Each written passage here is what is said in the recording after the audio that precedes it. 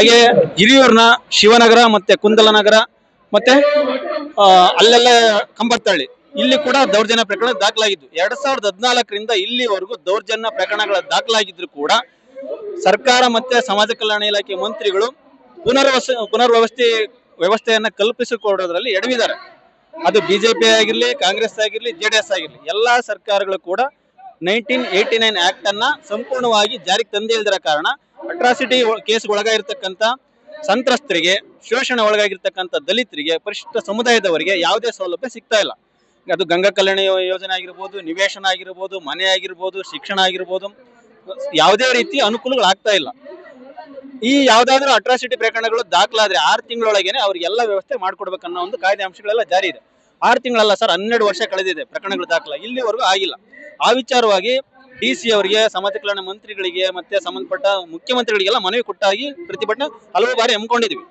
ಈ ಬಾರಿ ನಾವು ಈ ಫ್ರೀಡಂ ಪಾರ್ಕ್ ನಲ್ಲಿ ಹಮ್ಮಿಕೊಂಡಿರೋದು ಇದೇ ಕಾರಣಕ್ಕಾಗಿ ನಿನ್ನೆ ಬಂದಿದ್ರು ಸಮಾಜ ಕಲ್ಯಾಣ ಇಲಾಖೆ ಆಯುಕ್ತರು ರಾಕೇಶ್ ಕುಮಾರ್ ಬಂದಿದ್ರು, ಮನವಿ ಸ್ವೀಕಾರ ಮಾಡಿದ್ರು.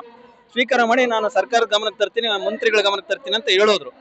ಮತ್ತೆ ಪೊಲೀಸ್ ಸಿಬ್ಬಂದಿಗಳೆಲ್ಲ ಬಂದ್ಬಿಟ್ಟು ನಮ್ಮನ್ನ ವಿಧಾನಸೌಧಕ್ಕೆ ಕರ್ಕೊಂಡೋದ್ರು, ರಾಜಗಿರಿ ಅಣ್ಣವ್ರನ್ನ ಮತ್ತೆ ನಮ್ಮ ಪದಾಧಿಕಾರಿಗಳೆಲ್ಲ ಕರ್ಕೊಂಡೋದ್ರು. ಮಿನಿಸ್ಟರ್ ಹತ್ರ ಮಾತಾಡಿದ್ವಿ. 1989 ಆಕ್ಟ್ ಏನಿದೆ, ಇಲ್ಲಿ ಸಮಾಜ ಕಲ್ಯಾಣ ಇಲಾಖೆಯಲ್ಲಿರ್ತಕ್ಕಂಥ ಯಾವ ಅಧಿಕಾರಿಗಳು ಅದ್ರ ಬಗ್ಗೆ ಕಾಳಜಿ ಇಲ್ಲ, ಆ ಅಂಶಗಳ ಬಗ್ಗೆ ಜ್ಞಾನನೂ ಇಲ್ಲ. ಮಂತ್ರಿಗಳು ಅದನ್ನ ಅವರು ರಿಸರ್ವೇಶನ್ ಕ್ಷೇತ್ರದಿಂದ ಬಂದಿದ್ದಾರೆ, ಅವರು ನಮ್ಮ ನೋವು ನಲಿವುಗಳನ್ನ ಅರ್ಥ ಮಾಡ್ಕೋಬೇಕಾಗಿರೋ ಜಾಗದಲ್ಲಿದ್ದಾರೆ. ನಮ್ಮನ್ನ ಅರ್ಥ ಮಾಡ್ಕೊಂಡ್ಲಿ ನಾವು ನೋವು ನಲಿವುಗಳನ್ನ ಸರ್ಕಾರದಿಂದ ಯಥಾವತ್ತಾಗಿ ಅಂಶಗಳ ಜಾರಿಗೆ ತಂದು ಏನ್ ಅಟ್ರಾಸಿಟಿ ಪ್ರಕರಣ ದಾಖಲಾಗಿದೆ, ಯಾವ್ದೋ ಚಳ್ಳಕೆರೆಯಲ್ಲಿ, ಹೊಸದುರ್ಗದಲ್ಲಿ, ಹಿರಿಯೂರಲ್ಲಿ, ಈ ಎಲ್ಲಾ ಗ್ರಾಮಗಳಿಗೆ ಪುನರ್ವ್ಯವಸ್ಥೆ ಕಲ್ಪಿಸಿಕೊಡುವಲ್ಲಿ ತುರ್ತು ಕ್ರಮ ಜರುಗಿಸ್ಬೇಕಂತೇಳಿ ನಾವಲ್ಲಿ ಮನವಿ ಮಾಡ್ಕೊಂಡ್ವಿ. ಅದಕ್ಕೆ ಸಂಬಂಧಪಟ್ಟಂತೆ ಇದೇ ತಿಂಗಳು 27ನೇ ತಾರೀಕು ನಂತರ ಒಂದು ವಿಶೇಷ ಸಭೆ ನಾನು ಆಯೋಜನೆ ಮಾಡ್ತೀನಿ. ಸಮಾಜ ಕಲ್ಯಾಣ ಇಲಾಖೆ ಮಂತ್ರಿ ನಾನಿರ್ತೀನಿ, ಆಯುಕ್ತರು ಇರ್ತಾರೆ, ಸಂಬಂಧಪಟ್ಟಂತ ಸರ್ಕಾರದ ಪ್ರಧಾನ ಕಾರ್ಯದರ್ಶಿಗಳಿರ್ತಾರೆ. ನಾವು ಇದು ಎಲ್ಲ ವ್ಯವಸ್ಥೆಯನ್ನು ಸರಿಪಡಿಸೋ ನಿಟ್ಟಿನಲ್ಲಿ ಕ್ರಮ ಜರುಗಿಸ್ತೀವಿ ಅಂತ ಹೇಳಿದ್ದಾರೆ. ನಾವು ಸಂತ್ರಸ್ತರು ಇದ್ರೆ ಫ್ರೀಡಂ ಪಾರ್ಕ್ ನಲ್ಲಿ ಧರಣಿ ನಡೀತಾ ಇದೆ, ನೀವು ಖುದ್ದಾಗಿ ಸ್ಥಳಕ್ಕೆ ಬಂದು ನಮ್ಮ ಮನವಿ ತಗೊಂಡು ನೀವು ಅದು ಸಂತ್ರಸ್ತರಿಗೆ ಏನ್ ಹೇಳ್ಬೇಕಾ ಹೇಳಿ ಅಂತ ನಾವು ಹೇಳಿದ್ವಿ. ಅವರು ಬಿಸಿ ಇದೀನಿ ಅಂತ ಹೇಳಿದ್ರು.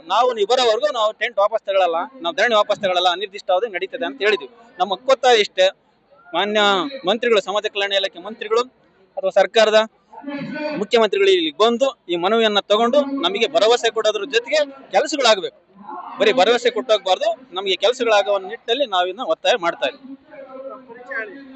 ನಾನು ರಂಗಸ್ವಾಮಿ ಅಂತ, ದಲಿತ ಸಂಘರ್ಷ ಸಮಿತಿಯ ರಾಜ್ಯ ಪ್ರಧಾನ ಕಾರ್ಯದರ್ಶಿ. 1989 ಆಕ್ಟ್ ಅನ್ನ ಸಂಪೂರ್ಣವಾಗಿ ಯಥಾವತ್ತಾಗಿ ನಮ್ಮನ್ನಾಳ್ತಕ್ಕಂಥ ಸರ್ಕಾರಗಳು ಜಾರಿಗೆ ತಂದಿಲ್ಲ. ಆ ಕಾಯ್ದೆಯ ಅಂಶಗಳನ್ನ ಜಾರಿಗೆ ತಂದಿಲ್ಲದ ಕಾರಣ ನಮ್ಮ ಚಳ್ಳಕೆರೆ ತಾಲೂಕಲ್ಲಿ ಕೋನಿಗಳ್ಳಿ ಮತ್ತೆ ದೊಡ್ಡಬೀರನಹಳ್ಳಿ ಗ್ರಾಮದಲ್ಲಿ ದೌರ್ಜನ್ಯ ಪ್ರಕರಣಗಳು ದಾಖಲಾಗಿತ್ತು 2014ರಲ್ಲಿ. ಹಾಗೆ ಹೊಸದುರ್ಗ, ಜಂತಿಕೊಳಲು ಮತ್ತೆ ದೊಡ್ಡಘಟ್ಟ ಗ್ರಾಮದಲ್ಲಿ SC ಸಮುದಾಯಗಳ ಮೇಲೆ